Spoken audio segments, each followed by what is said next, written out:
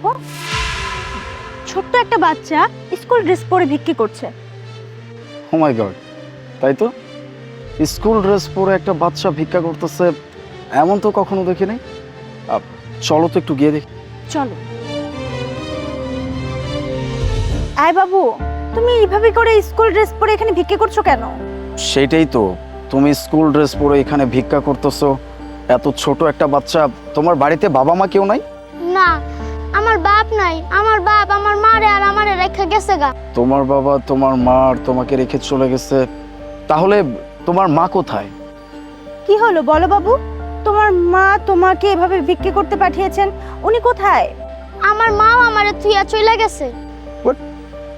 তোমার বাবা তোমাকে আর তোমার মাকে রেখে চলে গেছে, তোমার মা তোমাকে রেখে চলে গেছে, ব্যাপারটা ঠিক বুঝলাম না, একটু ক্লিয়ার করে বলবা, মানে খুলে বলো।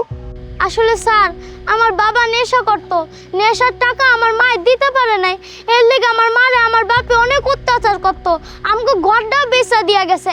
আমার মারে আর আমারে ছাইরা আমার আব্বাই চইলা গেছে, আর আমাকে ভিটামাটিটা বিক্রি কইরা চইলা গেছে।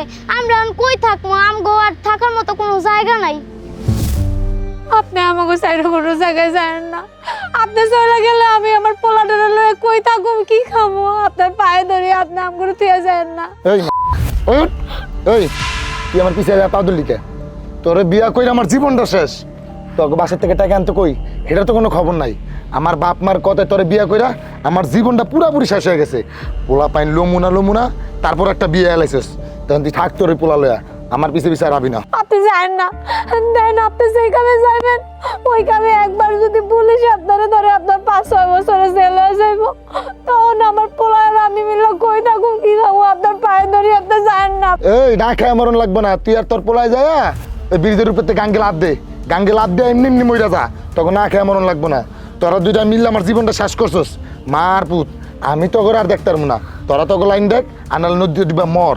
আমি যাইতেছি আমার ধান্দায়, তার পিছে পিছে আবি না, একদম পিছে পিছে হবে না। যাও, শুনেন আপনি আমার কথা, যায়েন না।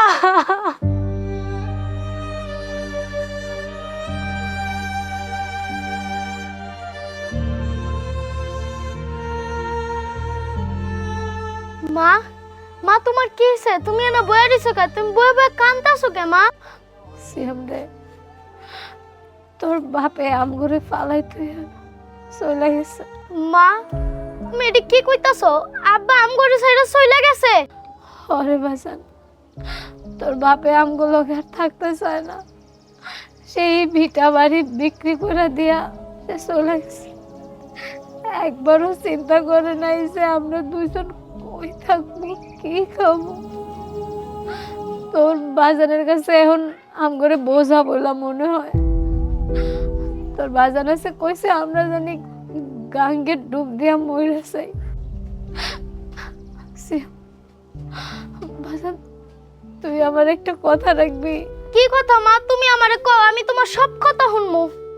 তুই আমারে কথা দে, তুই কোনোদিন তোর বাপের মতো নেশাখোর হবি না। তুই পড়াশোনা করে অনেক বড় হবি, জজ ব্যারিস্টার হবি। তুই তোর জীবনটা তোর বাপের মতো নষ্ট করে দিবি না, কথা দে আমারে। মা, আমি তোমারে কথা দিতাছি, আমি জীবনে জুয়া খেলমু না, আমি নেশা করমু না, আমি অনেক পড়ালেখা কইরা বড় একটা অফিসার হমু। মা,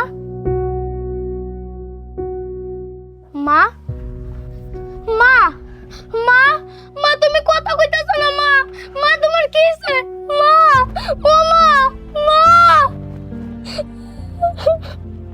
মা, মা তুমি কথা কও। মা, মা,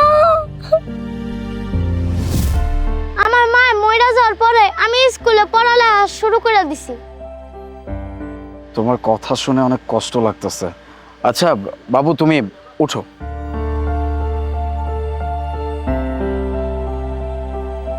তোমার সব কথাই তো শুনলাম, সবই বুঝলাম, কিন্তু একটা জিনিস বুঝতে পারতেছি না, তুমি স্কুল ড্রেস পরে কেন ভিক্ষা করতেছো? মানে অন্য কোনো কাপড় চোপড় নাই? স্যার, আমার না অন্য জামা কাপড় আছে, কিন্তু আমি স্কুল ড্রেস পরে ভিক্ষা করতেছি, কারণ একটু পরে আমার স্কুলের সময় হয়ে যাব। ওই সময় আমি এডি রাখা আমি স্কুলে পড়তে যাবো। বুঝতে পারছি, চিন্তা করো না। আজকের পর থেকে তোমার পড়াশোনা নিয়ে তোমার কোনো চিন্তা করতে হবে না। আজকের পর থেকে তোমার পড়াশোনার যত খরচ সব আমি বহন করব, ঠিক আছে? সত্যি স্যার, আপনি আমার পড়াশোনার সব খরচ দিবেন? হ্যাঁ, সব পড়াশোনার খরচ আমি বহন করব, কিন্তু একটা শর্ত আছে। এই যে আমাকে স্যার বলে ডাকতেছো, এটা বলা যাবে না, আমাকে বাবা বলে ডাকতে হবে। আর এটা হচ্ছে তোমার মা। আচ্ছা ঠিক আছে স্যার। হুম, মাত্র কি বলছি, বাবা। আচ্ছা ঠিক আছে আব্বা। চলো। চল।